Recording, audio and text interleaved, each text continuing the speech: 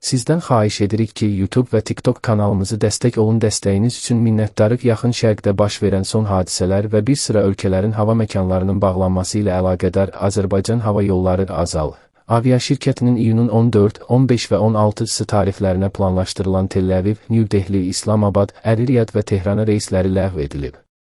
Bu barədə Pancomi TV Azərbaycan Hava Yolları XÇ-nin mətbuat xidmətinə istinadən xəbər verir.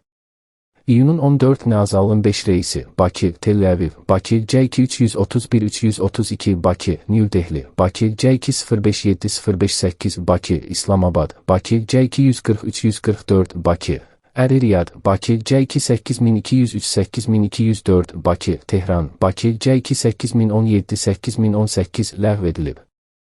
İyunun 15-nə Bakı, Tel-Əviv, Bakı, C2021022 və C231-322, İyunun 16-na isə Bakı, Tel-Əviv, Bakı, C2021022 və C231-322, Bakı, Tehran, Bakı, C28017-8018 reysləri baş tutmayacaq.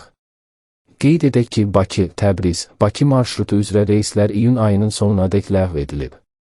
Azal uçuşların təhlükəsizliyini rəhbər tutaraq vəziyyəti diqqətlə izləməyə davam edir.